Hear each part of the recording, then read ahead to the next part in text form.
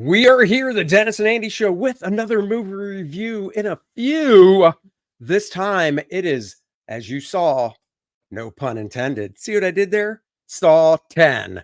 Guys, if you're new to this, the first 5-6 minutes, no spoilers. We just give you what you've seen in the trailer, what we thought of it. We rate it, show the graphic. After that, we go full spoilers.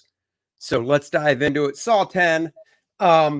So everybody knows, Dennis and I knew this movie was kind of a prequel, but we did find out from a description that this movie takes place apparently 3 weeks after the events of, did you say the first movie? Yeah, so this fits nicely in between Saw 1 and 2. John Kramer, who's played by Tobin Bell, once again is back. This is probably the most chilling installment of the Saw franchise, but it explores the untold chapter of Jigsaw's most personal game. Maybe the reason why he is somewhat the way he is, but it's set between the events of Saw 1 and 2 as John travels to Mexico for a risky and experimental medical procedure in hopes of a miracle to cure his cancer, only to discover it's a scam. And what happens when somebody wrongs Pisses John? off John Kramer. He does his John Kramer / Jigsaw stuff. Would you like to play a game?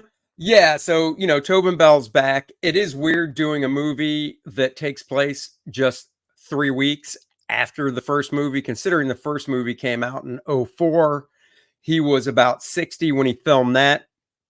He's 81 now, so he was 80 when he filmed this last year. Now I know Dennis and his son, to recap, went back and pretty much binged all the movies the past few days leading up. I did not do that. I have seen every Saw installment, so they're not totally fresh, but it's good enough. Shawnee Smith is back. She was in the first movie. She's been in more than one of the movies.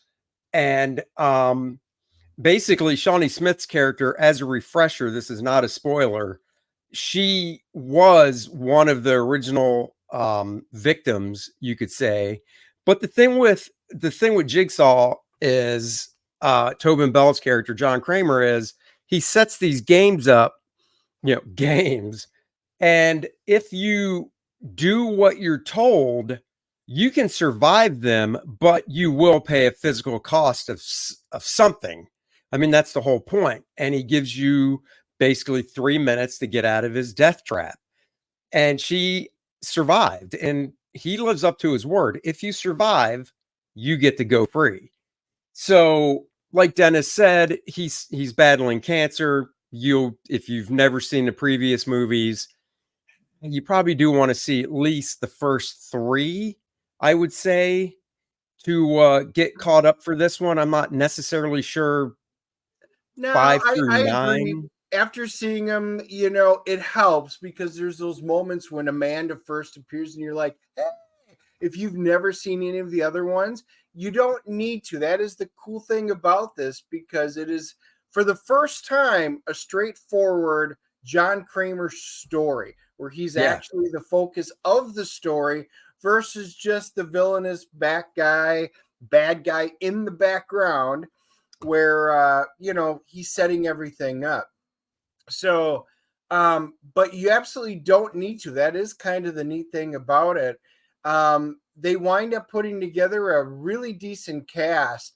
Synnøve Macody Lund, she plays Dr. Peterson, and don't remember seeing her in anything. She knocked my socks off. I love. Oh, really? See, I was going to, I know after the movie, we both bugged out pretty quick. We had stuff to do. I was actually going to ask you, why does she look familiar? So you don't recall her from anything either? I mean, I know you have IMDb up and can tell us, but out of the gate, okay, so it wasn't just me, because part of me was like, she seems so familiar, but I can't place it. What's going on? Yeah, she's very beautiful. She's a hubba. She's over 6 feet tall. She's exactly my height.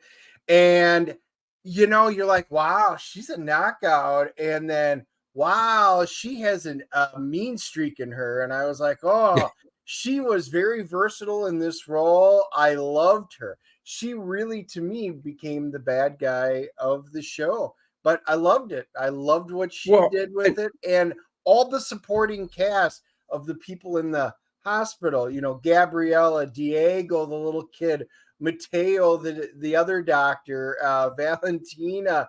I loved them all. I like what they did with them.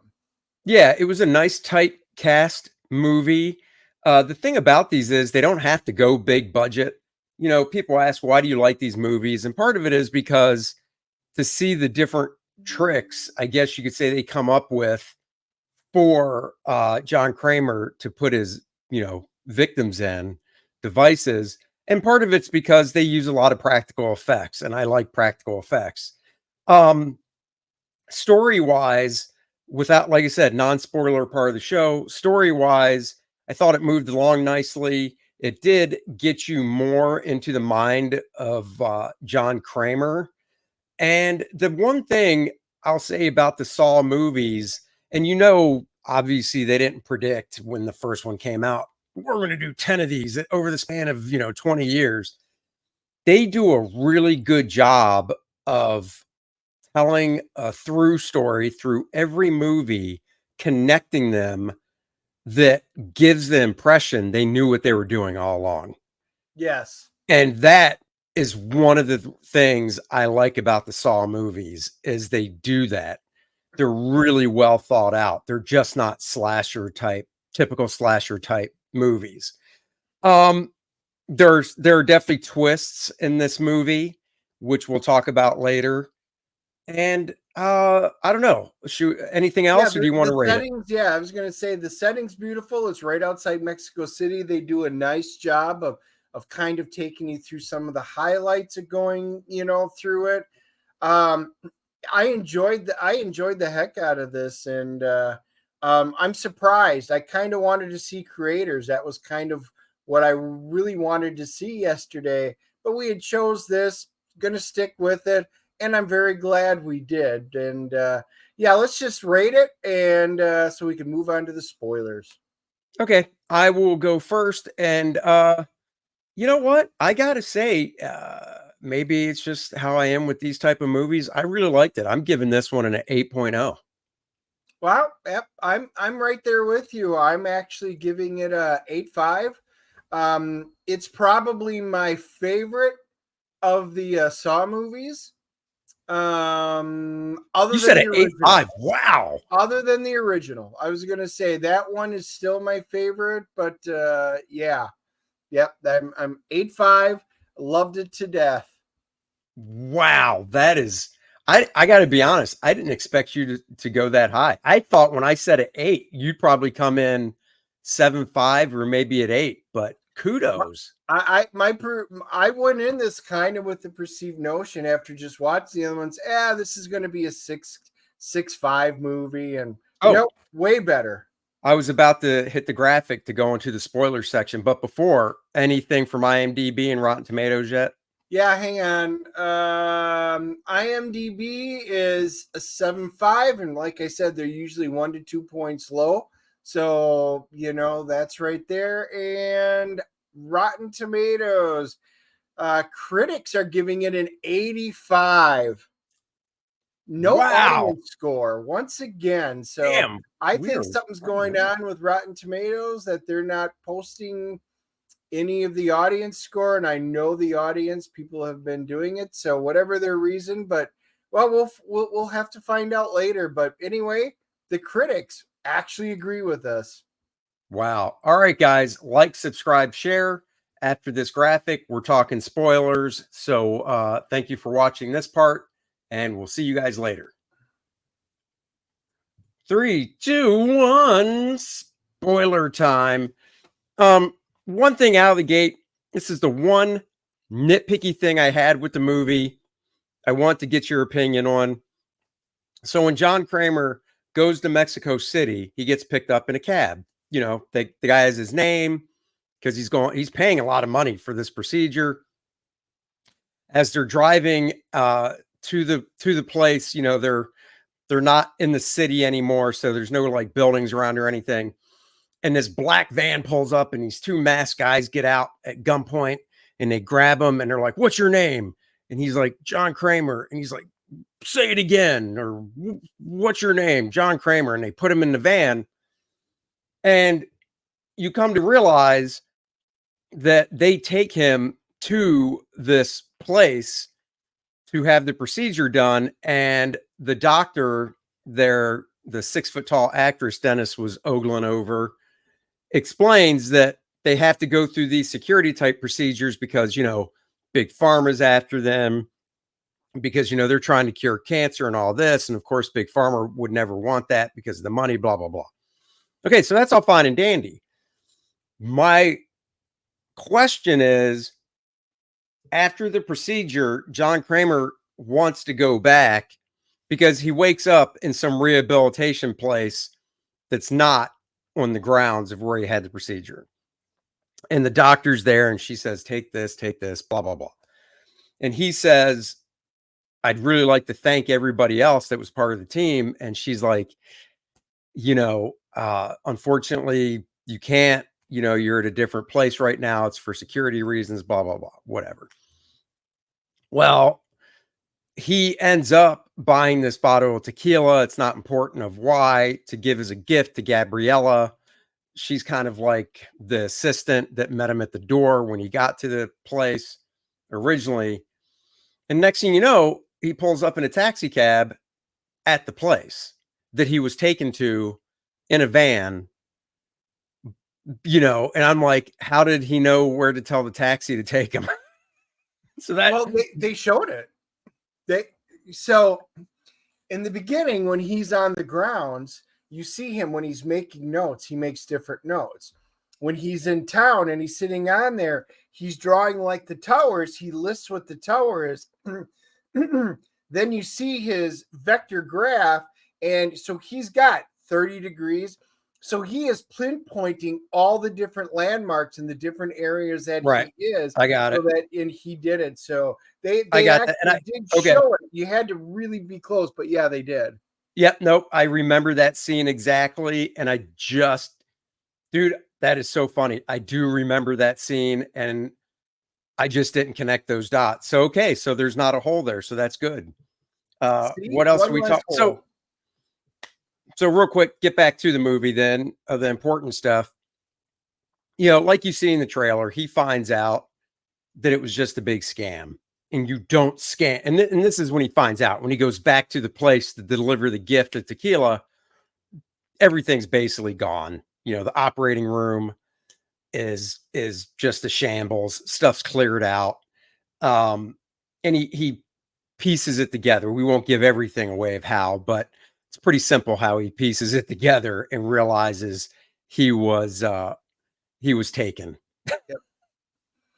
Yeah, no, they had, there were little bits and pieces, and there were times that I kind of chuckled because the cab driver, you see the cab driver and he's got his glasses on and he looks up over him, but he's the one who's giving him the tour of Mexico City. And, then you go in there and, you're kind of meeting, you kind of meet the staff and everything like that. And then all of a sudden you're like, now isn't that funny?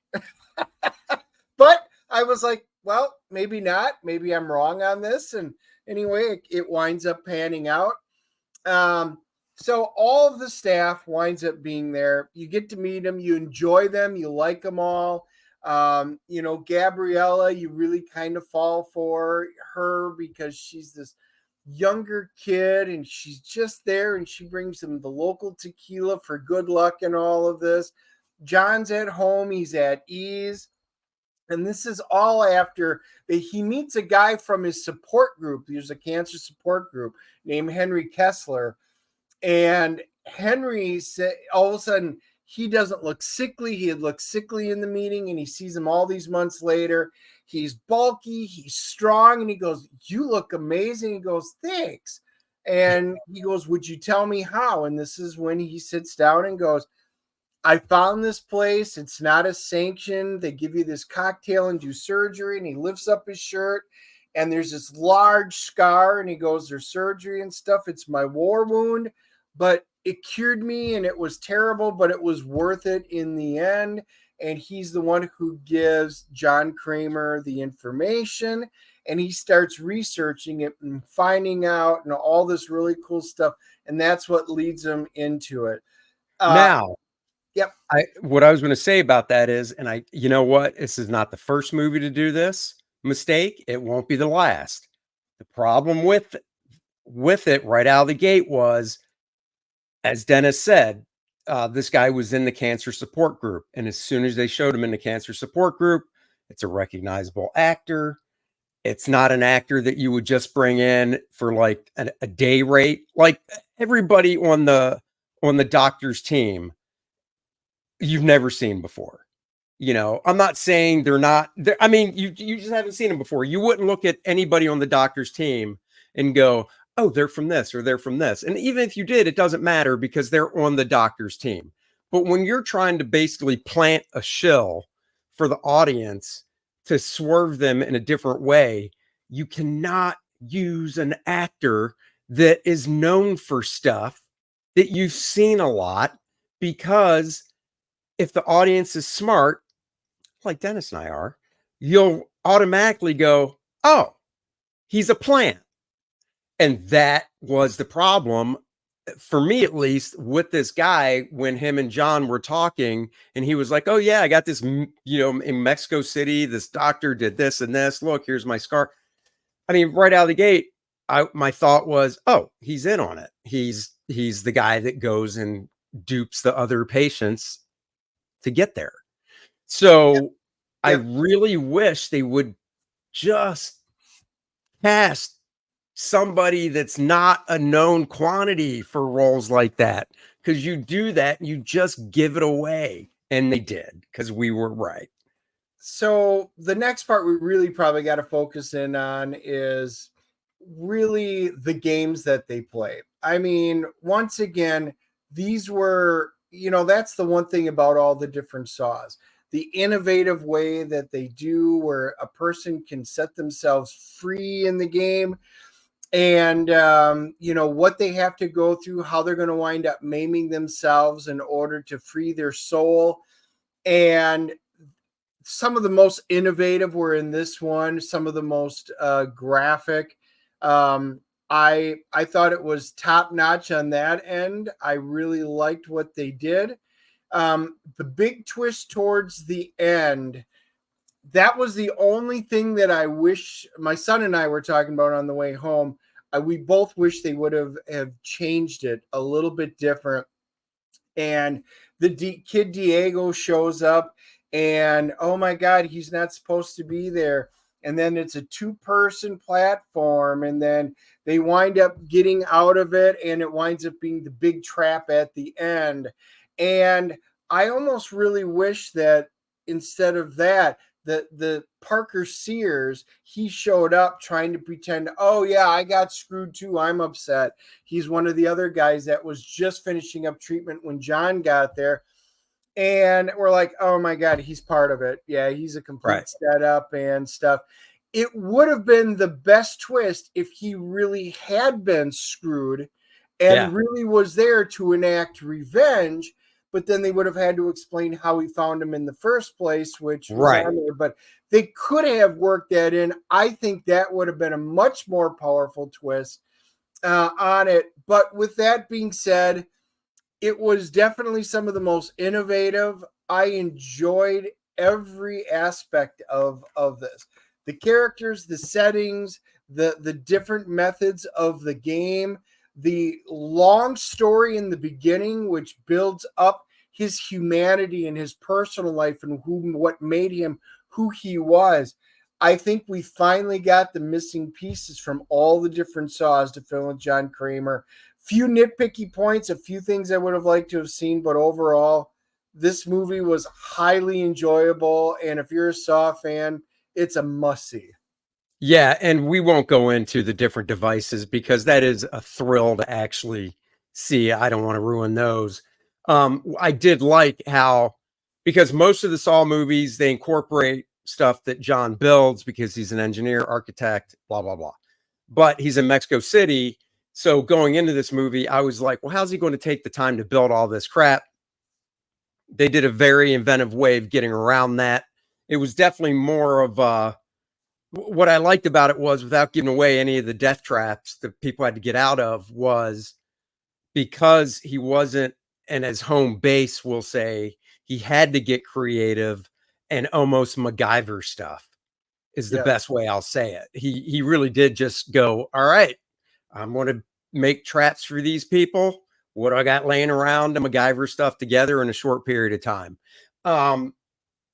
You know, I agree with Dennis. If you like the Saw franchise, definitely check it out. If you have the time, you don't need to binge all 9 movies to see this. Once again, if I had the time, I would have liked to have probably refreshed with 1, 2, and 3.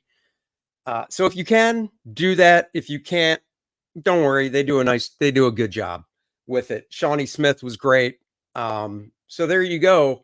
And you know, guys, what else is great is big news. Kor-Drath The Reckoning has hit $92,000. No, your eyes aren't deceiving you. It says 87,288, but the other campaign raised 4,761. You add those together, we're over $92,000, trucking towards the $100,000 stretch goal of the Bud Root 4-page story. They're on the campaign page, but I can show them here a little bigger. That is page 1. That is page 2 and 3. It's just a 4-page Lilith story, so there's no spoiler, so we can show them all. This is 2 and 3, Colors in Progress by the phenomenal Dan Lawless. And to whet your appetite, this is the layout Bud is inking now for page 4. Nice ending splash page of the vivacious Lilith. The nice thing is, later today, I should have a shot of the inks to show you guys, and then we can get the 4 pages up for sale on the Indiegogo campaign. We've been talking about this campaign for a year. If you haven't backed it yet, you want to get on it. It will be coming down in October so we can get it to the printer. We do extremely want to get this to 100,000 to add the 4 pages by Bud Root. First time he's done sequential art in over a decade. And it's like they say, getting on a bike. Once you've ridden one, it's like getting right back on it. It's like he hasn't missed a beat in sequential art. There's great perks available still. This original sketch cover I did of Kor-Drath telling Conan what's up is available still. And the t-shirts and beanies are gone, unfortunately, but you can back the book. You can pick all the covers, or on checkout, you can mix and match whatever covers you want if you only want 1 or 2. Why is that showing? I don't know. Anyhow, thank you for joining us. The link is in the description below. We want you to go check it out and peruse it and scroll through it at your leisure. Read the first 8 pages. There's a link you can click on to take you to Kor-Drath.com to read pages 1 through 11. And there are some items in the Kor-Drath store that you can buy, like a frosted Kor-Drath mug to drink your favorite beverage out of. Mine's in the freezer right now. A Kor-Drath circular mouse pad, or a koozie if you just want to get something to keep your bottle or can nice and chilly.